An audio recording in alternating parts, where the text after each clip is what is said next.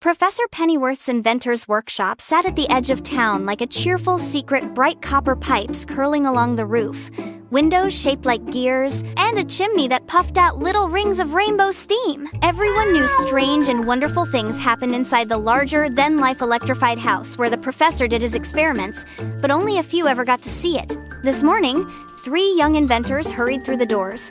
Lila with her backpack full of half-finished gadgets, Mateo with his sketchbook of wild ideas, and June, who always carried at least one robot in his pocket just in case inspiration struck. Professor Pennyworth greeted them with a smile that crinkled his whole face. His coat was covered in mismatched buttons, each one taken from an invention that had either worked beautifully or failed spectacularly. He told them today's mission: build something impossible and make it real. Lila immediately wanted a flying machine.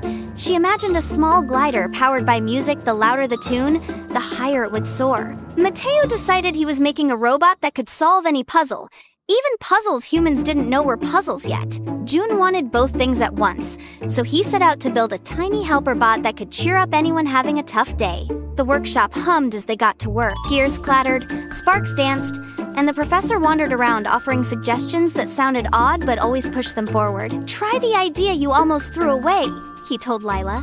The tricky part of a puzzle is deciding what the puzzle really is, he reminded Mateo. A cheering robot must understand sadness too, he told Jun. Of course, things didn't go smoothly. Lila's glider dove nose first into a barrel of paint, covering everything in neon blue. Mateo's robot kept insisting that the workshop floor was a riddle and refused to move.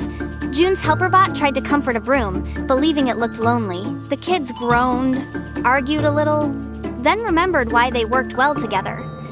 Every failure sparked a new idea. They eventually pooled all their half-working inventions into one plan. Lila realized her musical wings could lift more weight if the rhythm came from multiple sources. Mateo adjusted his puzzle-solving robot so it could calculate flight balance. June's cheerful bot, now understanding the difference between a sad friend and a broom, became the pilot.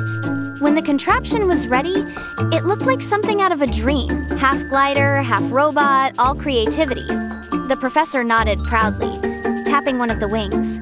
You've done it! You built the impossible by building it together.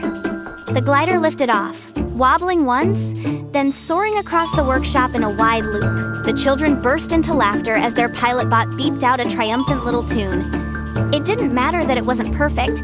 It was real, and it worked because each of them had added something only they could imagine. By the end of the day, the workshop smelled like metal shavings and hot cocoa.